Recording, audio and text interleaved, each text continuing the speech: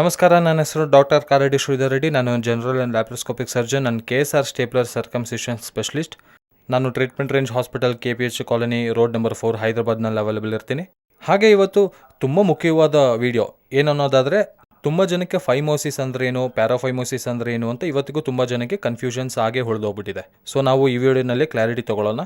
So phimosis ಅಂದರೆ ಏನು, ಅಸಲಿಗೆ ಫೈಮೋಸಿಸ್ ಪ್ಯಾರಾಫೈಮೋಸಿಸ್ ಬಗ್ಗೆ ತಿಳ್ಕೊಳ್ಳೋ ಮುನ್ನ ಅಂಗದ ಒಂದು ಮುಂದಿನ ಚರ್ಮ ಹೇಗಿರುತ್ತೆ, ಹೇಗೆ ಕ್ಲೀನ್ ಮಾಡ್ಕೋಬೇಕು, ಹೇಗೆ ಯಾವುದು ನಾರ್ಮಲ್ ಅನ್ನೋದನ್ನು ನಾವು ಇವತ್ತು ತಿಳ್ಕೊಳ್ಳೋಣ. ಫಸ್ಟ್ ಈ ಅಂಗದ ಮುಂದಿನ ಚರ್ಮ ಏನಿರುತ್ತೆ ಅದನ್ನೇ ನಾವು ಪ್ರೆಫ್ಯೂಸಲ್ ಸ್ಕಿನ್ ಅಂತೀವಿ, ಫೋರ್ ಸ್ಕಿನ್ ಅಂತ ಕೂಡ ಅಂತೀವಿ. ಅಂಗದ ಮುಂದೆ ಇರುವ ಚರ್ಮನ, ಈ ಅಂಗದ ಮುಂದೆ ಇರುವ ಚರ್ಮನ ನಾವು ಹಿಂದೆ ಕೇಳಿದಾಗ ಫ್ರೀಯಾಗಿ ಮೂವ್ ಆಗ್ತಾ ಇರಬೇಕು, ಹಿಂದಕ್ಕೆ ಮುಂದಕ್ಕೆ ಫ್ರೀಯಾಗಿ ಮೂವ್ ಆಗ್ತಿರಬೇಕು. ಅದು ನಾರ್ಮಲ್. ಯಾವಾಗ ಅದು ಫ್ರೀಯಾಗಿ ಮೂವ್ ಆಗೋದಿಲ್ವೋ, ಸ್ಟಕ್ ಆಗೋಗೋದು, ಪೇಯ್ನ್ಫುಲ್ ಆಗಿ ಮೂವ್ ಆಗುತ್ತೋ, ಸ್ವಲ್ಪ ಬಂದು ಟೈಟಾಗಿ ಮೂವ್ ಆಗೋಗೋದು, ಇಲ್ಲಾಂದರೆ ಹೋಲ್ ಲೆಂತು ಮೂವ್ ಮಾಡಿದಾಗೆಲ್ಲ ತುಂಬ ಟೈಟಾಗಿ ತುಂಬ ಪೇಯ್ನ್ಫುಲ್ ಆಗಿ ಮೂವ್ ಆಗುತ್ತೋ, ಹೀಗೆ ಮೂವ್ ಆಗ್ತಿದ್ರೆ ಅದು ಅಬ್ನಾರ್ಮಲ್ ಮೂವ್ಮೆಂಟ್ ಅಂತೀವಿ. ಇದನ್ನೇ ನಾವು ಫೈಮೋಸಿಸ್ ಅಂತೀವಿ. ಹಾಗಾಗಿ ಅಂಗದ ಮುಂದಿನ ಚರ್ಮ ಹಿಂದಕ್ಕೆ ಬರದಿರೋದನ್ನೇ ನಾವು ಫೈಮೋಸಿಸ್ ಅಂತೀವಿ. ಅದೇ ಪ್ಯಾರಾಫೈಮೋಸಿಸ್ ಅಂದರೆ ಏನು ಅಂದರೆ, ಅಂಗದ ಮುಂದಿನ ಚರ್ಮ ಹಿಂದಕ್ಕೆ ಫ್ರೀಯಾಗಿ ಬಂದಿರುತ್ತೆ ಅಥವಾ ಕಷ್ಟವಾಗಿ ಬಂದಿರುತ್ತೆ, ಇಲ್ಲಾಂದರೆ ಯಾವುದೋ ರೀತಿಯಾಗಿ ಪೇಯ್ನ್ಫುಲ್ ಆಗಿ ಬಂದಿರುತ್ತೆ, ಬಟ್ ಮತ್ತೆ ಮುಂದಕ್ಕೆ ಮಾಡ್ಕೊಳಕ್ಕೆ ಬರೋದಿಲ್ಲ. ಹಾಗೆ ಮತ್ತೆ ಮುಂದಕ್ಕೆ ಬರದಿರೋದನ್ನೇ ಪ್ಯಾರಾಫೈಮೋಸಿಸ್ ಅಂತೀವಿ.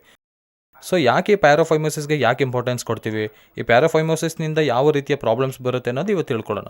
ಸೊ ಫೈಮೋಸಿಸ್ ಅಂದರೆ ಹಿಂದಕ್ಕೆ ಬರೋದಿರೋದು. ತುಂಬ ಜನ ಏನು ಮಾಡ್ತಾರೆ ಅಂದರೆ, ಸ್ವಲ್ಪ ಟೈಟ್ ಆಗ್ತಿದೆಯಲ್ಲ ಬಲವಂತವಾಗಿ ಹಿಂದಕ್ಕೆ ಎಳೆದು ಸ್ವಲ್ಪ ಕ್ಲೀನ್ ಮಾಡ್ಕೊಳ್ಳೋಕ್ಕೆ ನೋಡ್ತಾ ಇರ್ತೀವಿ. ಅಷ್ಟೇ ಅಲ್ಲದೆ ಇಂಟರ್ ಕೋರ್ಸ್ ಮಾಡುವಾಗ ಸ್ವಲ್ಪ ಹಿಂದಕ್ಕೆ ಹೋಗಿ ಆ ಚರ್ಮ ಮತ್ತೆ ಮುಂದಕ್ಕೆ ಬರೆದಿರೋದನ್ನು ತುಂಬ ಜನ ನಾವು ಗಮನಿಸಿರ್ತೀವಿ. ಹೀಗೆ ಯೂಶಲಾಗಿ ಫಸ್ಟ್ ಟೈಮ್ ಇಂಟರ್ ಕೋರ್ಸ್ ಮಾಡಿದವ್ರಿಗೆ, ಎಂಗೇಜ್ನಲ್ಲಿ ಇಂಟರ್ ಕೋರ್ಸ್ ಮಾಡಿದವ್ರಿಗೆ ಸ್ವಲ್ಪ ಟೈಟ್ ಆಗಿದ್ದಾಗ ಸ್ಕಿನ್ ಬಲವಂತವಾಗಿ ಫೋರ್ಸ್ಫುಲ್ ಆಗಿ ಇಂಟರ್ ಕೋರ್ಸ್ ಮಾಡಿದವ್ರಿಗೆ ಸೇರಿದಾಗ ಆ ಚರ್ಮ ಅನ್ನೋದನ್ನ ಹಿಂದಕ್ಕೆ ಹೋಗಿ ಸ್ಟಕ್ ಆಗೋಗುತ್ತೆ. ಯಾಕಂದ್ರೆ ಅಂಗ ದೊಡ್ಡದಾದಾಗ ಚರ್ಮ ಬಲವಂತವಾಗಿ ಹಿಂದಕ್ಕೆ ಬಂದ ನಂತರ ಸ್ಟಕ್ ಆಗೋಗುತ್ತೆ. ಅದನ್ನು ಮತ್ತೆ ಮುಂದಕ್ಕೆ ಮಾಡ್ಕೋಬೇಕು. ಅದೇನು ಮಾಡ್ತಾರೆ ಅಂದರೆ, ತುಂಬ ಜನ ಇದು ಇಷ್ಟೇ ಹಿಂದಕ್ಕೆ ಇರಬೇಕೇನೋ, ಹಿಂದಕ್ಕೆ ಇಡಬೇಕೇನೋ, ಹಿಂದಕ್ಕೆ ಇರೋದನ್ನೇ ನಾವು ಮುಂದಕ್ಕೆ ತರಬಾರ್ದೇನೋ ಅನ್ನೋ ಉದ್ದೇಶದಿಂದ ತುಂಬ ಜನ ನೆಗ್ಲೆಕ್ಟ್ ಮಾಡಿ ಅದನ್ನು ಗಮನಿಸ್ಕೊಳ್ಳೋದೆ ಹಾಗೆ ಬಿಟ್ಬಿಡ್ತಾರೆ, ಮತ್ತೆ ಮುಂದಕ್ಕೆ ತರೋದಿಲ್ಲ. ಆದರೆ ಇಲ್ಲಿ ಇಂಪಾರ್ಟೆಂಟ್ ಏನಂದರೆ, ಮುಂದಕ್ಕೆ ಎಳಿಬೇಕು. ಒಂದು ವೇಳೆ ಬಲವಂತವಾಗಿ ಬರದೇ ಇದ್ದರೆ ಮಾತ್ರ ಸೋಪ್ ವಾಟರ್ ಹಾಕ್ಕೊಂಡಾದರೂ ಸರಿ, ಜೆಲ್ಲಿ ಸೋಪ್ ಹಾಕಿ ಆದರೂ ಸರಿ ಅದನ್ನು ಮುಂದಕ್ಕೆ ಚರ್ಮನ ತರಬೇಕು. ಹಾಗೆ ತರಲಿಲ್ಲ ಅಂದರೆ ಏನಾಗುತ್ತೆ ಅಂದರೆ, ಆ ಪೆನಿಸ್ನ ಹಿಂದಕ್ಕೆ ಸ್ಟಕ್ ಆಗೋಗಿರೋ ಚರ್ಮ ಏನಿರುತ್ತೆ ಅದು ರಿಂಗ್ ರೀತಿಯಾಗಿ ಫಾರ್ಮ್ ಆಗೋಗುತ್ತೆ, ಗಟ್ಟಿಯಾಗಿ ಅಂಟ್ಕೊಳ್ಳುತ್ತೆ, ಟೈಟ್ ಆಗೋಗುತ್ತೆ, ಮುಂದಕ್ಕೆ ಬರೋದಿಲ್ಲ. ಇದರಿಂದ ಹಿಂದಕ್ಕೆ ಹೋಗಬೇಕಿದ್ದ ಬ್ಲಡ್ ಸರ್ಪ್ಲೈ ಸ್ಟ್ರಕ್ ಆಗೋಗಿ ಹಿಂದಕ್ಕೆ ಹೋಗಬೇಕಾದ ಅಂಗದ ಮುಂದಿರುವ ಭಾಗ ಊತ ಬರುತ್ತೆ.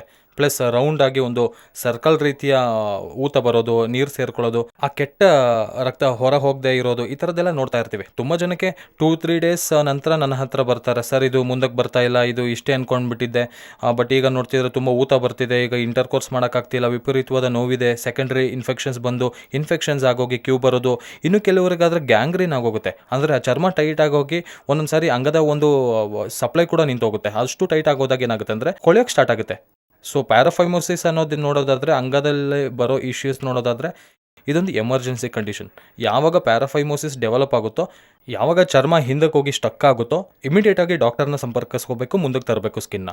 ಯಾವಾಗ ಅದು ಪಾಸಿಬಲ್ ಆಗಲ್ವೋ ಆಗ ಇಮಿಡಿಯೇಟಾಗಿ ನಾವೇನು ಮಾಡ್ತೀವಿ ಅಂದರೆ, ವಾಟರ್ ಸೇರ್ಕೊಳ್ಳುತ್ತೋ, ಯಾವಾಗ ವಾಟರ್ ಸೇರ್ಕೊಂಡ ಮೇಲೂ ನೆಗ್ಲೆಕ್ಟ್ ಮಾಡಿ, ಅಂದರೆ ಕ್ರ್ಯಾಕ್ಸ್ ಫಾರ್ಮ್ ಆಗೋಗಿ ಇಷ್ಟೆಲ್ಲ ಆದಮೇಲೆ ನಾವು ಅದರಲ್ಲಿರೋ ವಾಟರ್ ಕಂಟೆಂಟ್ ಎಲ್ಲ ತೆಗೆದುಹಾಕಿ ಮುಂದಕ್ಕೆ ಎಳೆದ ನಂತರ ಇಮಿಡಿಯೇಟ್ಲಿ ಸರ್ಕಮ್ಸಿಷನ್ ಸರ್ಜರಿ ಮಾಡ್ತೀವಿ.